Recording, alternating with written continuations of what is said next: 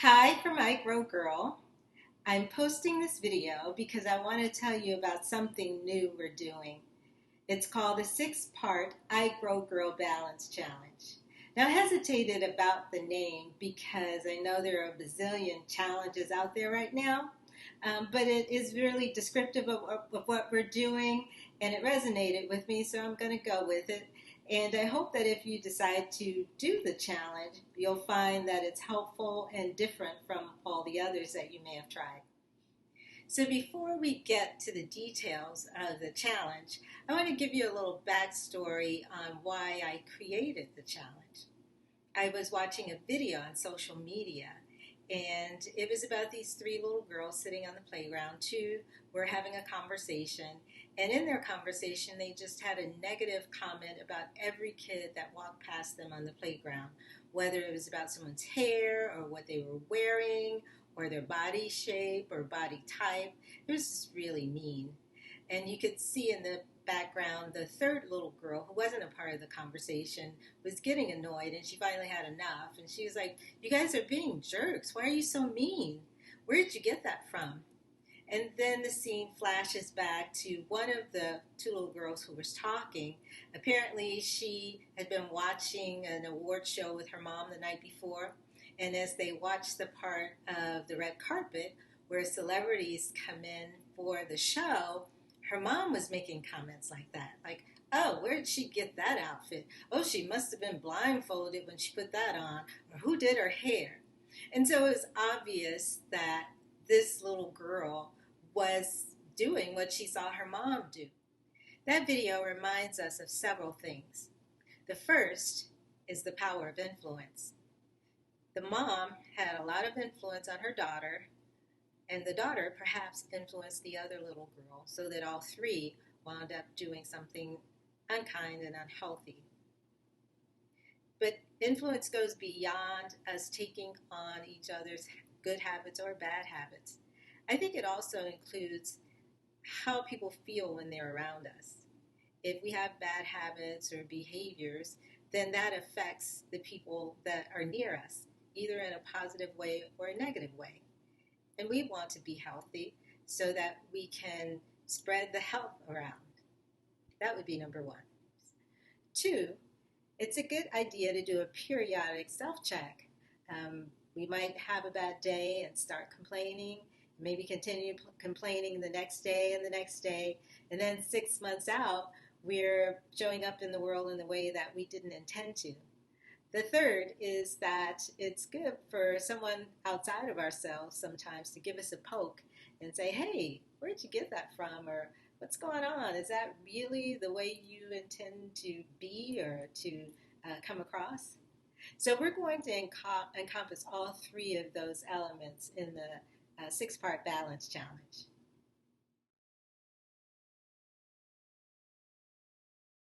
We believe that balance is one of the most important words in the English language. And the definition that we're going to be focusing on is not necessarily equal balance, where you have 6 in one hand and half dozen in the other, but rather healthy balance or the correct balance. We've all had someone say to us, or maybe we've said to someone we love, "You're too this," or "You're too that." "You're too serious, you should lighten up a bit." Or "You're too shy, you should be a little more outgoing." So our goal for the next 6 weeks is to start or to continue a practice of being our best selves. So this is what that looks like. Each week, I am going to post a word chain using several slides. In that word chain, there will be 3 words.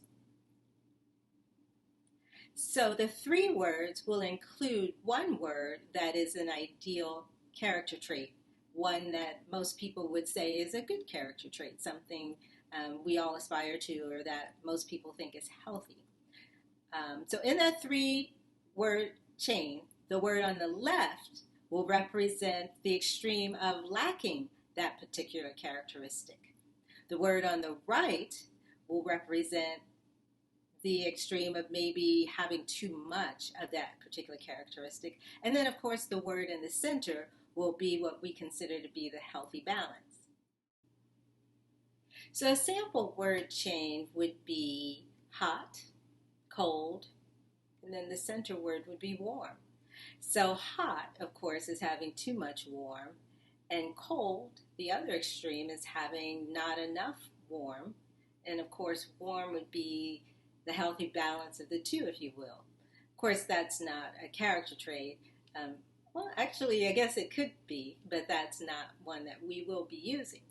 So the next question you have is, how is watching or looking at a word chain on a number of slides going to help us focus on being our best selves?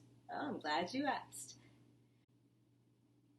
So the goal is to look at the word chain and try to determine where you are on the chain. If you often or frequently achieve the center balance, then you're doing great. But of course, we would want to self-examine honestly and then perhaps ask a friend or a coworker or someone close to you their thoughts about it. Now, if you always in every chain hit the center word, then maybe humility might be one on the chain that we might focus more on. But that, I digress. Sometimes we will find that others see us the way we see ourselves, and maybe they see us very differently than we see ourselves. So it would be fun. It would be a great exercise and exploration.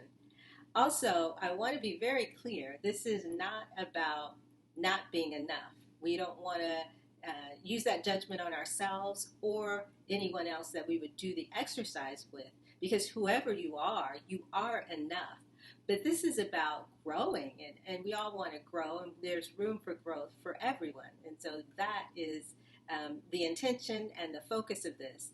And if we can do it together, again, I said as parents, if we are focusing on ourselves and growing and our kids are watching us grow, we can learn something from them. Sometimes maybe they give us insight on things that we're not really aware of. But that's a good pattern for them to follow. We're being a good example of showing them how to continue to want to grow and to be our best selves. In addition, I think we'll find that whatever word on that spectrum of every word chain that we find ourselves repeating often, it's true that we may find ourselves doing or exhibiting the healthy word often, but there are times in extreme situations where we may fall into the habit or the instance of having too much of that or having too little of that, and it might be appropriate at that particular time depending on the situation. So this is all fluid, and it is an interesting exercise that I hope will be helpful. Okay, so now we know how this works. Let's take a look at the word chain for week 1. Here's the first slide for part 1 of the balance challenge.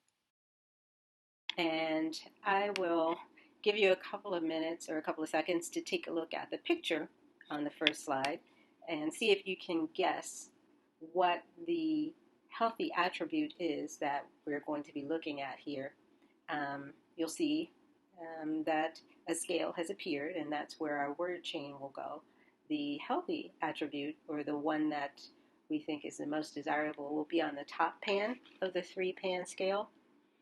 The right pan of the scale will put the word there that has too little of that healthy attribute.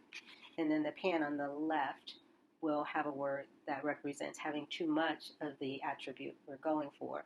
And of course, the whole thing about balance is to achieve the one in the center. So if you have a word in mind, go ahead and write it down or just keep it in your head, and we'll get to it and see if you guessed it right. Start with the first clue. The word having too little of that healthy attribute is going to be gullible. So I'm sure you heard that word before. Actually, I looked gullible up, or I Googled it, and nothing came up. Actually, that sentence came up when I Googled gullible, because that is the definition of gullible, or similar, sort of, I should say. Gullible means to disbelieve anything, no matter how outrageous. And of course, gullible is a word. Gullible is in the dictionary, and you can get a definition when you Google it. But for me to say something so extreme, if you immediately believed it and your response was, oh my, really?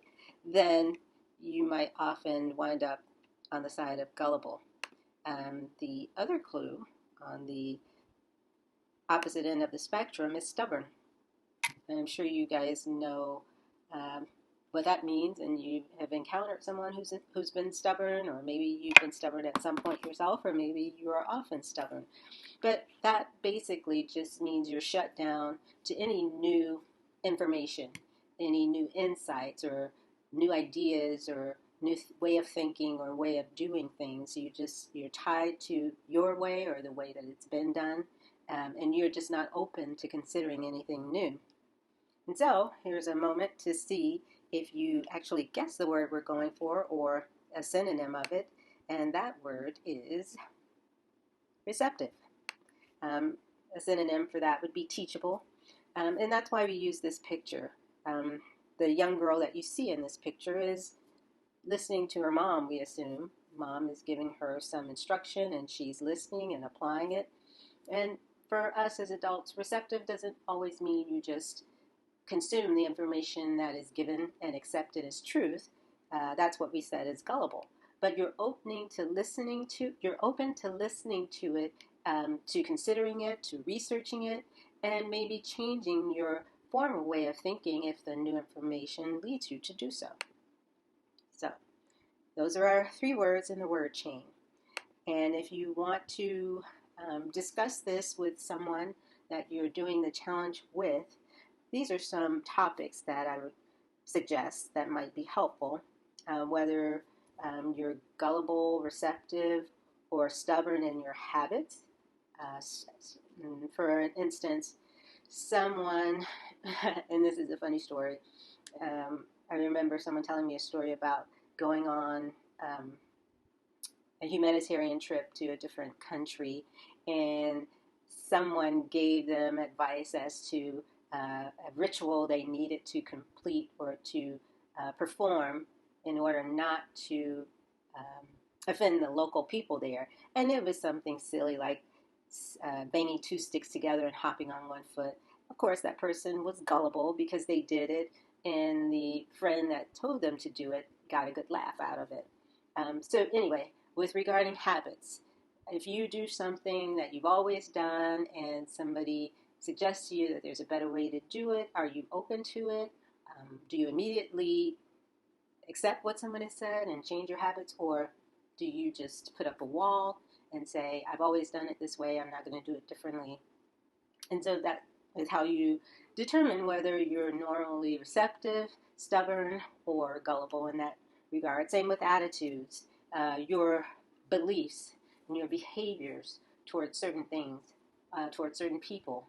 And this could be with regard to food, cuisine that you eat, or a diet, a healthy diet, an unhealthy diet, attitudes toward people, towards different activities.